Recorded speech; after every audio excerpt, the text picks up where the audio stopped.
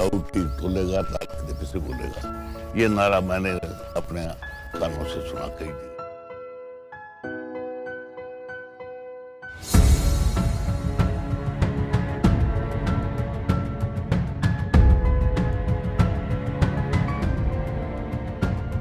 आज जब नेता कुर्सी पाने के लिए किसी भी हद तक जाते हैं, ऐसे में ये कल्पना करना भी मुश्किल है कि भारत में कोई ऐसा नेता रहा है जो बहुमत से संसदीय दल का नेता मान लिए जाने के बाद भी अपनी जगह किसी दूसरे को प्रधानमंत्री बना देता है। लेकिन ताऊ ने ये कर दिखाया। 1989 में आम चुनाव के बाद संयुक्त मोर्चा संसदीय दल की बैठक हुई। उसमें विश्वनाथ प्रताप सिंह ने चौधरी देवीलाल को संसदीय दल का नेता बनाए जाने का प्रस्ताव दिया था। चंद्रशेखर ने प्रस्ताव को अपना समर्थन दे दिया था, लेकिन देवीलाल ने सहज भाव से कहा कि वे सबसे बुजुर्ग हैं, सब उन्हें ताऊ कहते हैं और उन्हें ताऊ रहना ही पसंद है। ये कहकर उन्होंने अपना पद वीपी सिंह को सौंप दिया। बाद में वे चंद्रशेखर की सरकार में उप प्रधानमंत्री भी बने। आज बीजेपी जिस कांग्रेस मुक्त भारत की बात कह रही है, उसे देवीलाल ने बहुत पहले हरियाणा में कर दिया था। 1987 के विधानसभा चुनाव में देवीलाल ने 90 में से 85 सीटें हासिल कर कांग्रेस को महज 5 सीटों पर समेट दिया था। उनकी इस कामयाबी के बाद ही ये रूपरेखा बनने लगी थी कि देवीलाल केंद्रीय स्तर पर कांग्रेस विरोधी मोर्चों का चेहरा हो सकते हैं, और आगे जाकर उन्होंने ऐसा कर दिखाया। 1987 से लेकर 1991 तक केंद्र की राजनीति में देवीलाल वाकई में भारतीय राजनीति में ताऊ की अपनी भूमिका में नजर आए। इस दौरान देवीलाल ने उत्तर भारत की राजनीति पर जितना असर डाला, शायद ही किसी दूसरे नेता ने उतना डाला हो। मुलायम सिंह यादव, लालू प्रसाद यादव को मुख्यमंत्री उन्होंने ही बनवाया था। वे खुद 2 बार ही मुख्यमंत्री बने, लेकिन उन्हें हमेशा दूसरों को मुख्यमंत्री बनवाया।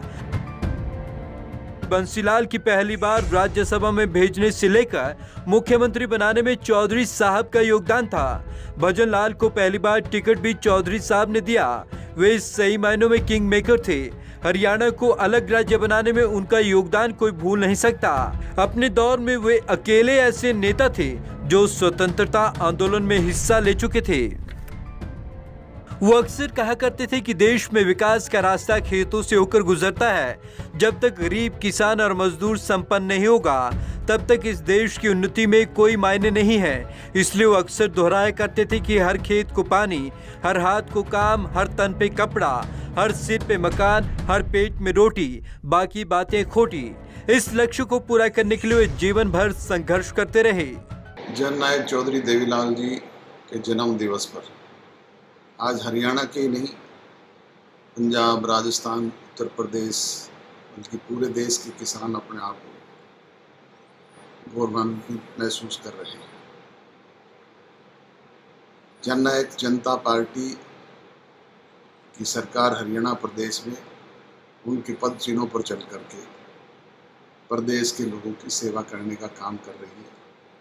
आपके प्रदेश के उप मुख्यमंत्री निरंतर उन्हीं के दिखाए रास्ते पर चल करके इस प्रदेश के, देश के कमेरे वर्ग के लोगों की लड़ाई लड़ने का काम कर रहे हैं।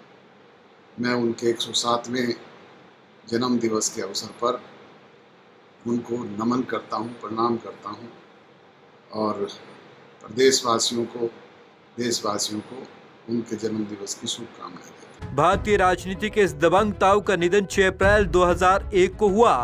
उनका अंतिम संस्कार दिल्ली में यमुना नदी के तट पर संघर्ष स्थल पर हुआ। संघर्ष स्थल के पास ही किसान नेता चौधरी चरण सिंह की समाधि किसान घाट है। ताऊ ठीक बोलेगा, ताकत से बोलेगा, ये नारा मैंने अपने कानों से सुना कई जगह।